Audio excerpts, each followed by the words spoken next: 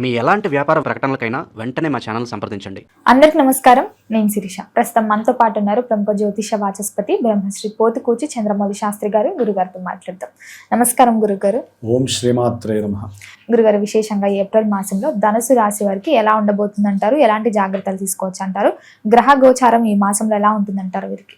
ఓం జ్ఞానానందమయం దేవం నిర్మల స్ఫటికాకృతిం ఆధారం సర్వ విద్యానాం శ్రీ హయగ్రీవముపాస్మహే.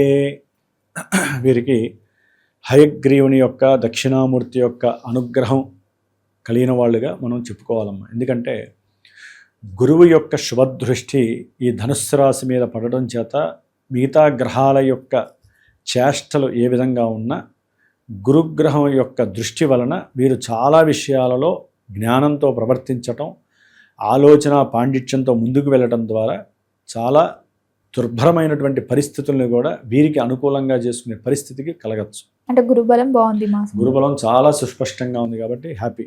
అయితే అమ్మ, మనకి గోచారంలో మాత్రం ఏప్రిల్ నెలలో సూర్యగ్రహం యొక్క సంచారాన్ని బట్టి మూమెంట్స్ నడుస్తూ ఉంటాయి. ఎందుకంటే ఆత్మ కారకుడు ఆయనే. అన్ని రకాల ఏ చర్య చేయాలన్నా సూర్యగ్రహ బలం ఉండాలి. ప్రతి గ్రహం ఆయన చుట్టూ తిరుగుతాయి కదా, మరి సూర్యుడు బలంగా ఉంటేనే కదా ఏదైనా జరిగేది.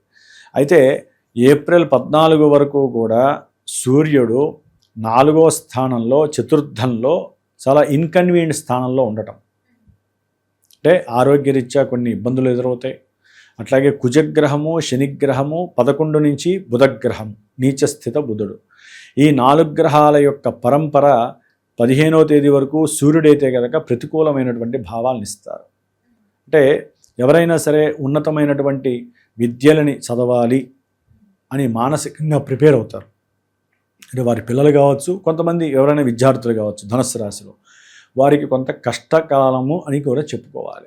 బుద్ధి సరిగ్గా పనిచేయదు, తెలివితేటలన్నీ కూడా అధమస్తవ స్థితిలోకి వెళ్ళిపోతాయి. ఎందుకంటే ఇక్కడ బుధగ్రహ నీచస్థిత ప్రభావము వీరికి ఉన్నటువంటి ఆలోచనాపరమైనటువంటి చర్యలన్నిటినీ కూడా కుదించి వేస్తుంది, పైకి రానివ్వదు, చేతనత్వం ఉండదు. కాబట్టి బుధగ్రహం 4లో ఉన్నప్పటికీ చాలా విశేషమైనటువంటి ప్రాధాన్యత 4వ స్థానంలో బుధుడు ఉంటే గోచారం రూల్స్ ప్రకారం. కానీ అది నీచ స్థితి కావటం వలన, కుజుడు శని 2 పాపగ్రహాలతో బుధుడు కలవటం వలన ఈయనిచ్చే శుభాలంటూ కూడా మొత్తం ఏమీ ఉండవు. అంటే వ్యాపార రీత్యా కూడా ఎన్నో ఇబ్బందులు ఎదురయ్యే అవకాశం. లాభం వస్తుంది అనుకుంటే అది కాస్త వేరే వాళ్ళకి వస్తుంది, కానీ వీళ్ళకి రాదు, ఇబ్బందులు పడతారు.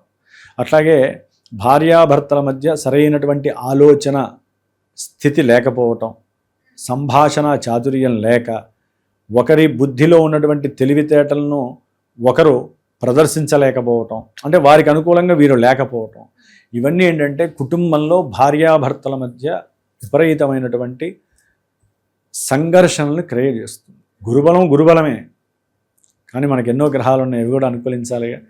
కాబట్టి మీరు ఒక రకంగా చెప్పాలంటే అమ్మ, రాహుగ్రహం కూడా కొంతవరకు అనుకూలిస్తుందనే చెప్పుకోవాలి. 3వ స్థానంలో ఉండి మంచి ధైర్యంతో ధనాన్ని ఖర్చు పెట్టి గృహపరమైనటువంటి విషయాలు కానీ భూపరమైనటువంటి విషయాలలో కొన్ని సమాలోచనలు చేస్తారు, ఆలోచనలు చేస్తూ ఉంటారు. ఫలానా ఇల్లు కట్టాలి, లేకపోతే ఫలానా చోట స్థలం కొనాలి, ఇలాంటి ఆలోచనలు ఎన్నో చేస్తారు. ఒక్కోసారి ఉన్నటువంటి వాటిని అమ్మి కూడా ఇంకేదైనా సరే కొనాలి పెద్ద ఎత్తున అనేటటువంటి ప్లానింగ్ కూడా ఈ గురువు వలన, రాహు వలన కలుగుతూ ఉంటాయి. అయితే అలాంటి వాటికి యోగ్యకరమా కాదా అంటే, మరి చతుర్థంలో పాపగ్రహాలు ఉంటే ఎక్కడవుతాయి పనులు? కావు, అవి కానివ్వవు. అదిగాక అర్ధాష్టమ శని ప్రాబల్యము వీరిని ఏ పనిలో కూడా ముందడుగు వేయకుండా వెనక్కి లాగుతూ ఉంటుంది. అనుకుంటారు, ఏం చేయాలో తెలియదు, ముందుకు వెళ్ళలేరు, పరిస్థితులు వారికి అనుకూలంగా ఉండవు. దానికి తోడు కుజగ్రహము కూడా 4వ స్థానంలో ఉండటం, అర్ధాష్టమ కుజగ్రహ దోషము, అర్ధాష్టమ శని 2 గ్రహాలు కలవటం మహాయాతన కలుగజేస్తుంది ఏప్రిల్ 1 నుంచి 2 నుంచి.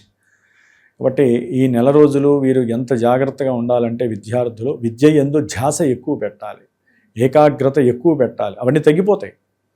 కరెక్ట్ అయినటువంటి ప్రణాళికలు తయారు చేసుకోవాలి. అంటే వ్రాసేటప్పుడు, ఏదైనా ఎగ్జామ్స్ రాసేటప్పుడు సరైనటువంటి జ్ఞానాన్ని సమకూర్చుకోవాలి. అట్లాగే ఎవరైనా సరే రియల్ ఎస్టేట్స్కి సంబంధించినటువంటి భూ వ్యవహారాలు నడిపించే వాళ్ళు కావచ్చు, భూముల్ని కావచ్చు, గృహ కట్టడాలు నడిపించేటటువంటి బిల్డర్స్ కావచ్చు, లేకపోతే ఐరన్ మెటల్స్కి సంబంధించిన వాళ్ళు, కోల్ బిజినెస్ చేసేవాళ్ళు, లేదా కోల్కి సంబంధించిన వాళ్ళు, ఇట్లా ఏదైనా సరే వాటికి సంబంధించినటువంటి వ్యాపార విషయాలలో, అమ్మకం విషయాల్లో చాలా ఇబ్బందులు ఎదురే అవకాశాలు ఉంటాయి. అట్లాగే ఏదైనా యాంత్రికపరమైనటువంటి ఇన్స్ట్రుమెంట్స్ ఉంటాయి, లేకపోతే ముఖ్యంగా వ్యాపారంలో ఎవరైతే కనుక ఈ సెకండ్ హ్యాండ్ బండ్లు అమ్ముతూ ఉంటారు చూసారా, వారికి కూడా ఏంటంటే కొన్ని తలకాయ నొప్పులు ఎదురే అవకాశం ఉంటాయి గవర్నమెంట్ పరంగా. ఇట్లా ఎన్నో రకాలైనటువంటి సమస్యలు ధనుస్సు రాశి వారికి వాహన పరంగా వస్తాయి.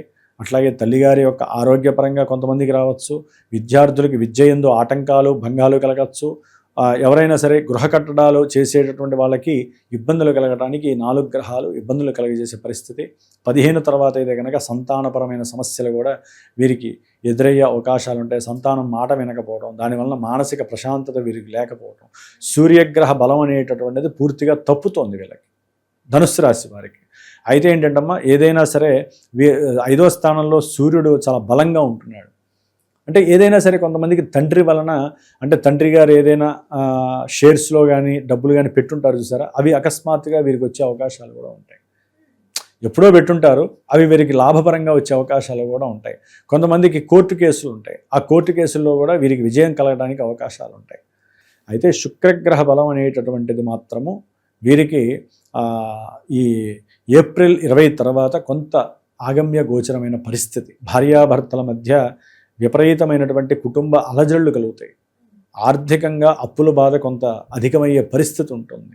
ఒక మాట అంటే కుటుంబంలో ఇంకో మాటగా స్వీకరించి కుటుంబంలో చిన్న చిన్న జగడాలు కలగడానికి అవకాశాలు ఉంటాయి. ఇట్లా గ్రహాల యొక్క స్థితిగతులను కనుక గమనించినట్లయితే కనుక ధనుస్సు రాశి వారికి మరి కుజుడు, శని, బుధ, రవి ఈ గ్రహాలు అస్సలు బాలేదు. శుక్రగ్రహము కూడా ఒక్క 20వ తారీఖు వరకు మాత్రమే బాగుందమ్మా. ఏది ముట్టుకున్నా బంగారమా అన్నట్టుగా ఉంటుంది వీళ్ళకి. అప్పులు తీరిపోవటం, అనారోగ్య సమస్యలు కాస్త ఇదవటము, అట్లాగే శత్రువులు ఎవరన్నా ఉంటే వీరితో కాస్త మాట్లాడడానికి ముందుకు రావటం, ఏదైనా వస్త్ర ఆభరణాదులు కొనటము, కొత్త కొత్త వస్త్రాల యందు కాస్త ఆశ కలగటము, సంతానం యొక్క అప్పులు ఏదన్నా ఉంటే వీరు తీర్చడానికి ప్రయత్నం చేయటము, ఇట్లా ఎన్నో రకాలుగా శుభ పరిణామాలు ఉంటాయి. కాబట్టి ఏదేమైనప్పటికీ కూడా అమ్మ, ఈ యొక్క ధనుస్సు రాశి వారు కొంచెం జాగ్రత్తగా ఉండాల్సిన పరిస్థితి. ముఖ్యంగా ఏదైనా కొత్త ఈవెంట్స్ ఏదైనా ప్రారంభం చేయాలంటే వారి జన్మజాతకాన్ని చూపించుకొని ప్రారంభం చేయాలి. వివాహం అయితే కనుక అనుకూలంగానే ఉంది, కానీ ఈ గ్రహాల యొక్క పరిస్థితి, వాహనము, ఇందాక చెప్పినటువంటి కొన్ని విద్యలో కానీ ఏదైనా ఇబ్బందులు కలిగితే వారి జన్మజాతకం చూపించుకోవడం ద్వారా ఏంటంటే అమ్మ, సరైనటువంటి రెమెడీ ఆచరించి అవతల వాళ్ళు ఏం చేయాలో కూడా ఒక గురువు నిర్దేశిస్తాడు. ఆ విధంగా చేసుకుంటూ గోచారాన్ని కూడా లింకు చేసుకోవడం ద్వారా సరైనటువంటి పరిస్థితి మనకి కనిపిస్తుంది. ఏ పరిష్కారం చేసుకుంటే మనకి గోచారంలో పనులు అవుతాయి. అంతేగాని గోచారాన్ని నమ్ముకొని ముందుకెళ్తే అసలైన జాతకం నెగిటివ్ ఇచ్చింది అనుకోండి, ఇది పాజిటివ్ ఇస్తుందని చెప్పుకుంటే మా గురువు గారు మాకేమీ పనులు జరగట్లేదు. వ్యక్తిగతంగా ఎంత వరకు ఉంటుందంటారు జాతకం? 100% మన జీవితం మొత్తం వ్యక్తిగతమైనమ్మా. మరి గోచారం జస్ట్ ఏంటంటే మనసుకు సంబంధించినటువంటిది. అంటే మీకు ఇట్లా జరగచ్చు, మీకు ఇట్లా ఉండొచ్చు, జస్ట్ 100% కాదు కదా, ఏ పర్సెంటేజ్ చెప్పలేనిదే గోచారం. ఎందుకంటే అమ్మ, లగ్నం అనేటటువంటిది, జాతకం అనేటటువంటిది వాళ్ళు పుట్టిన సమయానికి వాళ్ళకి మాత్రమే వర్తిస్తుంది. ఈవెంట్స్ కూడా వాళ్ళ వరకే ఉంటాయిగా. మరి గోచారం, ఈ నక్షత్రము, ఈ రాశి వాళ్ళు కొన్ని కోట్ల మంది ఉంటారు ప్రపంచం మొత్తంలో. అందరికీ చెప్పినవన్నీ జరిగిపోతాయా? జరగవు కదా. వాళ్ళల్లో జన్మజాతకంలో గృహ సమస్యలు ఉన్నాయనుకోండి, ఆ దశలు అంతర్దశలు నడుస్తున్నాయి అనుకోండి, ఇప్పుడు వాళ్ళకి ఆ సమస్యలు వస్తాయి. కొంతమందికి వాహన ప్రమాదాలు జరుగుతాయి. ఈ నెలలో విపరీతమైనటువంటి ప్రమాద సూచనలు ఉన్నాయి ధనుస్సు రాశి వారికి. అట్లాగే కొంతమంది యాక్సిడెంట్లు చేసి స్టేషన్లో కూర్చోవాలి, చెరసాల్లో కూర్చోవాల్సిన పరిస్థితులు వస్తాయి.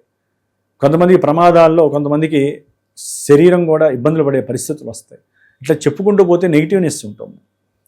కాబట్టి నేను చెప్పేది ఏంటంటే అమ్మా, ఏదైనా సరే బాగా అసలు పడరాని ఇబ్బందులు పడుతున్నా, ఏదైనా ఒక శుభకార్యం చేయాలన్నా ముందు జాతకాన్ని పర్యవేక్షించుకొని మంచి జరుగుతుందా, చెడు జరుగుతుందా అనేది ముందు ఒక గురువు ద్వారా, సరైనటువంటి గురువుని వారే నిశ్చయించుకొని ఆయన చెప్పిన దాని మీద వారు ముందుకు వెళుతూ సరైన పరిష్కారాలు వాళ్ళు ఆచరించే వాళ్ళు, గురువులు ఆచరించవలసిన వాళ్ళు చేసుకుంటూ ముందుకు వెళితే మనకి గోచారంలో జరిగేటటువంటి కొన్ని సమస్యల నుంచి కూడా బయటపడడానికి ఈ యొక్క పరిహారాలు చాలా ఉపయోగపడతాయి. మరి ఈ మాసంలో విశేషంగా ఏ దైవారాధన కలిసి వస్తుందంటారు? హనుమంతుడి ఆధార. మ్మ్. ఎందుకంటే అమ్మా హనుమంతుడి ఆరాధన అనేటువంటి ఎందుకు చెప్తానంటే కుజశనులు ఇద్దరికీ హనుమంతుడు ఒక్కడే వాళ్ళిద్దరిని ఒక స్టాండర్డ్గా పెట్టగలుగుతాడు. అంటే వాళ్ళు చేసేటటువంటి ఎన్నో దోషపూరితమైనటువంటి విషయాల యందు ఆయన మాత్రమే నిగ్రహించగలుగుతాడు. అందుకనే పీఠంలో ఈ నెల 17వ తారీఖున ప్రత్యేకించి హనుమంతుడి హోమం పెట్టాను నేను, పాశుపత రుద్ర హోమం. నవగ్రహాలు, నక్షత్రాలు, మృత్యుంజయం, అర్ధాష్టమ శని, అర్ధాష్టమ కుజుడు కాబట్టి ఎవరైనా సరే ధనుస్సు రాశి వారు వారికి సంబంధించి ఏ విధమైనటువంటి అనారోగ్య సమస్యలున్నా, గృహ భూ సంబంధిత, విద్యా సంబంధిత, వాహన సంబంధిత ఇబ్బందులు పడుతున్నా, భార్యాభర్తల మధ్య ఎడబాట్లు, కోర్టు సమస్యలు ఉన్నా, అట్లాగే పిత్రార్జితం, మాత్రార్జిత పరంగా ఓ పట్టాన కొలిక్కి రానటువంటి సమస్యలున్నా వారు కొంత చూసుకొని ఇలాంటి కార్యక్రమాలు చేయించుకోవడం ద్వారా కొంతవరకైనా సరే వారి కార్యక్రమాలు ముందుకు నడిచి విభేదాలు, ఇబ్బందులు, సమస్యలు పక్కకి నెట్టవేసే శక్తి ఒక్క హనుమంతుల వారికి ఉంది కాబట్టి కొంచెం ప్రయత్నం చేయొచ్చు. వాళ్ళైతే మటుకు సుందరాకాండ పారాయణ కానీ, హనుమాన్ చాలీసా పారాయణ కానీ చేసుకోవటం ద్వారా మానసిక ఊరట మాత్రం లభిస్తుంది. గురుగారు, మొత్తం మీద ఈ మాసంలో ధనుసు రాశి వారికి ఎలా ఉండబోతుంది, ఎలాంటి జాగ్రత్తలు తీసుకోవాలో తెలియజేసినందుకు ధన్యవాదాలండి. జై హనుమాన్.